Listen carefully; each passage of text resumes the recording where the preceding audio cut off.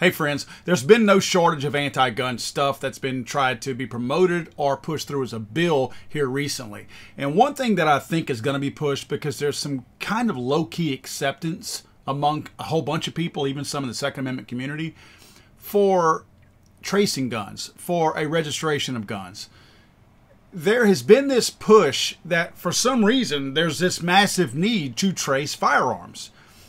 They've been wanting to have a gun registry for a very long time, and because a gun registry is illegal, and because a gun registry is only good if you plan and intend to confiscate firearms, it's never gotten much traction. Now they're starting to shift their focus more that, ooh, it's going to solve crimes. Ooh, it's going to take criminals off the streets. And that's just not the case. That's absolutely not the case.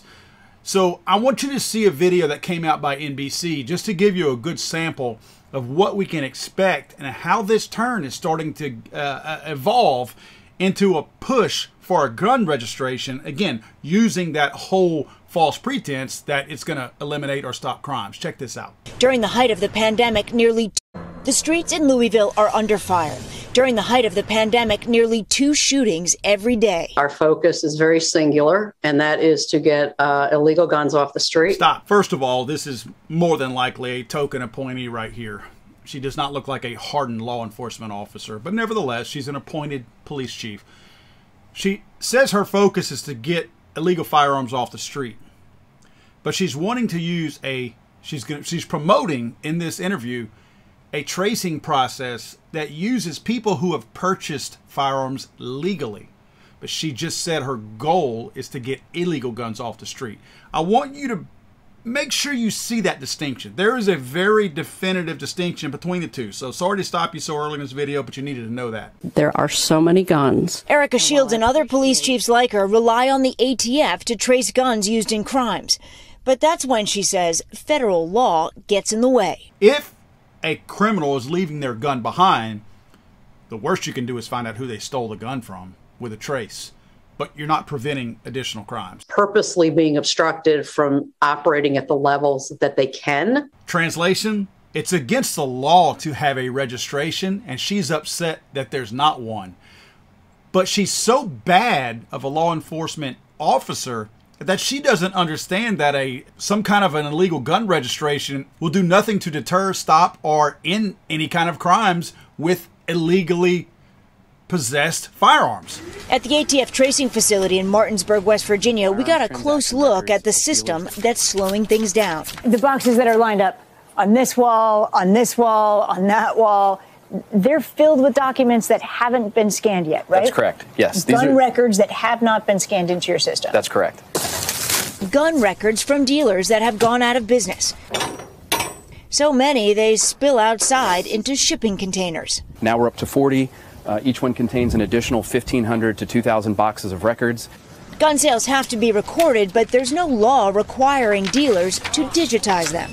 You've got people sifting through. It's like dropping into 1985 here. Doesn't it feel like that at times? It can. It can. It can feel a little old school.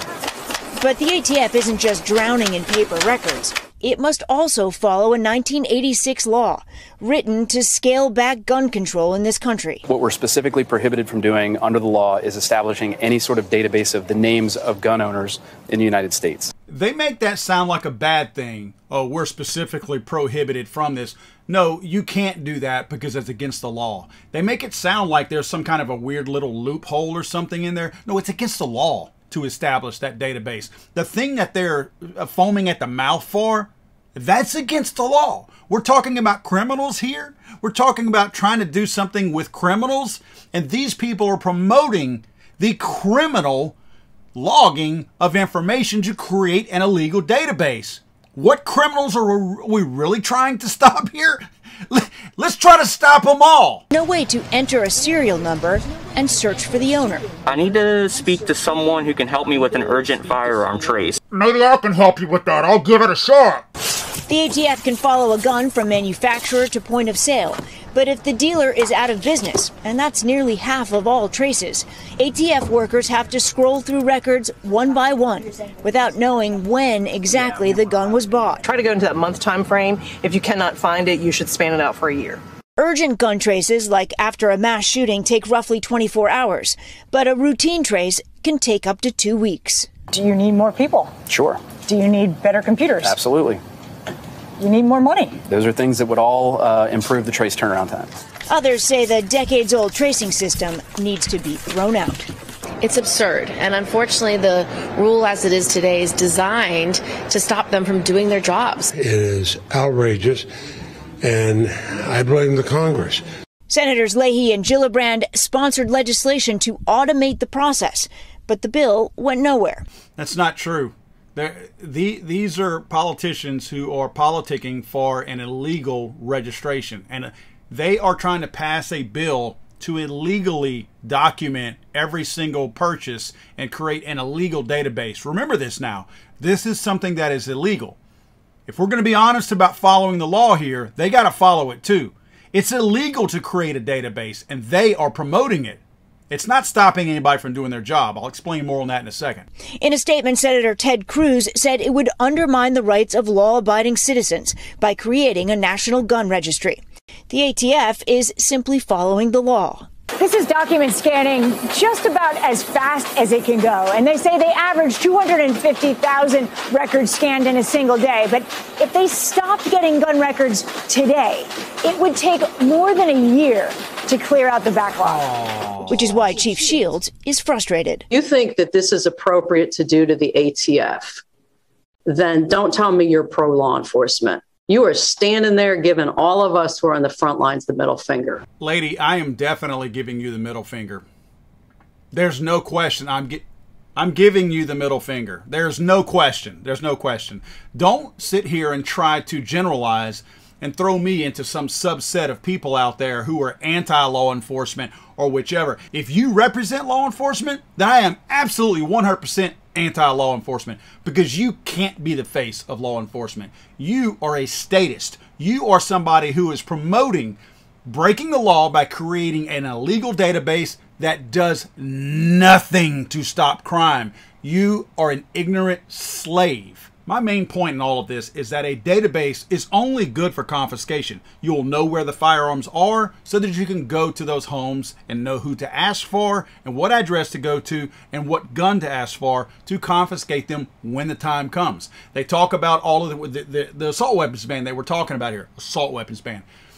The reason why they were going to grandfather everything in is because they knew they couldn't get all of them back, because why? There's not legitimately and effective across the board gun registration. So they don't know where to go to get all those. So they have to grandfather that in. They don't have any choice. It wasn't a gift to pro-Second Amendment people that they grandfathered you in. One, it was to get you to turn on your brother and sister by saying, oh, I already got mine, so I don't care if you get yours or not. But two, it was also because they know they can't get them. So the only way to get that thing to pass and not create a problem is to say, we're doing you a favor by not confiscating yours. We're going to grandfather you. It's because they can't do it.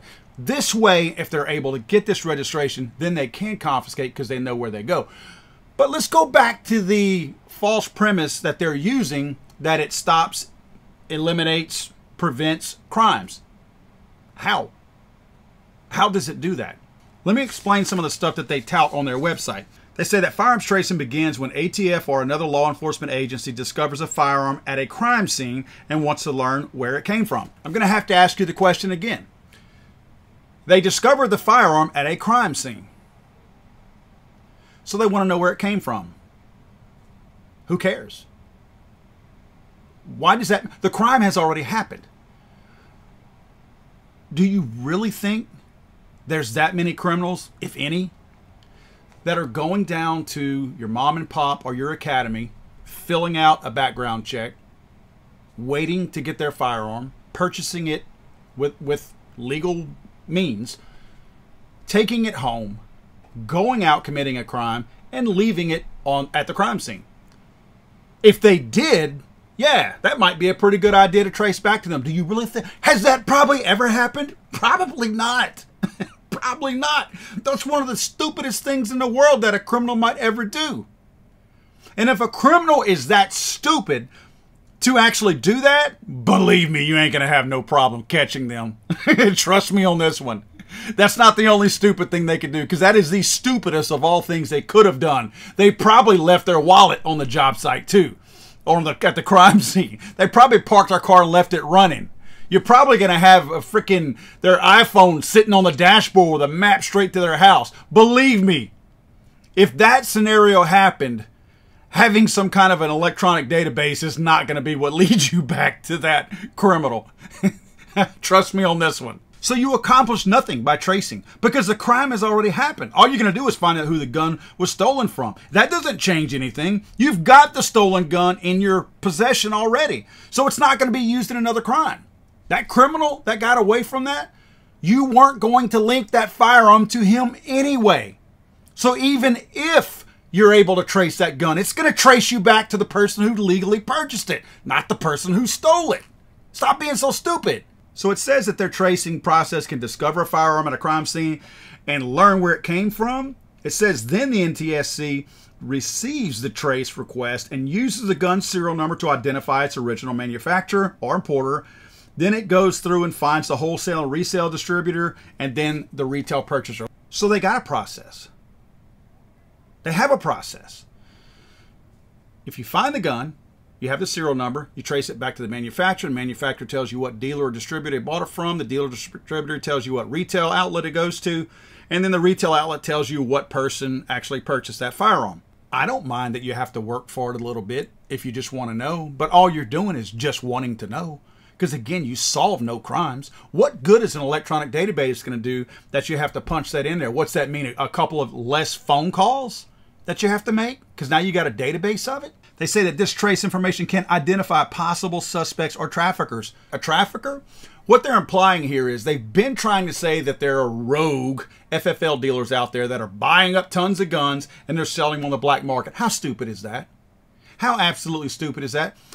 Having an FFL is hard enough to get. It's equally hard to maintain because all the harassment by the ATF. Do you think any of these people are going to risk anything like selling, if they have an FFL license, like selling out of the trunk of a car on the downtown streets in Chicago or Detroit? Do you honestly think that? Be honest with yourself. No legitimate business owner does that. So there's no legitimate trafficking. The trafficking happens after the guns have been stolen. This interview right here is showing how they're actually trying to scan these things. If you'll remember, AmmoLand went back and busted them for electronically scanning all this stuff last year. And they denied it at first. Now this report is actually showing that they are doing a full electronic scan of all these hard copy records. They're not supposed to do that. They were supposed to have all these hard copy records in boxes and go through them manually whenever they needed to because that's their filing system. Go to the box you need, flip through it, and find it. They're not supposed to have a database.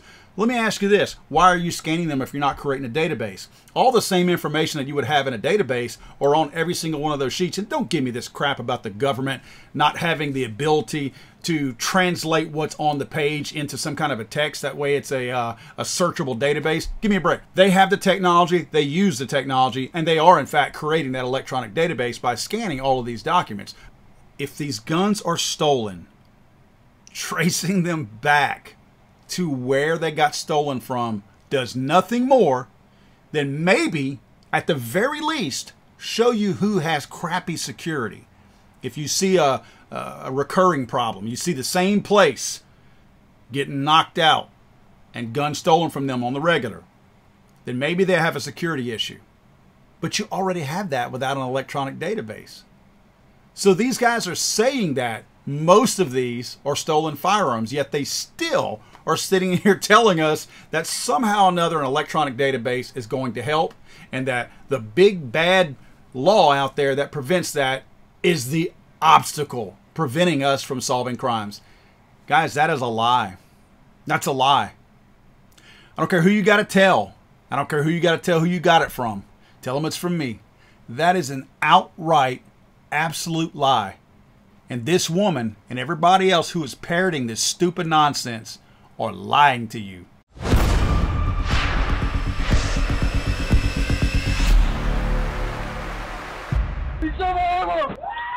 I'm sorry, I thought this was America.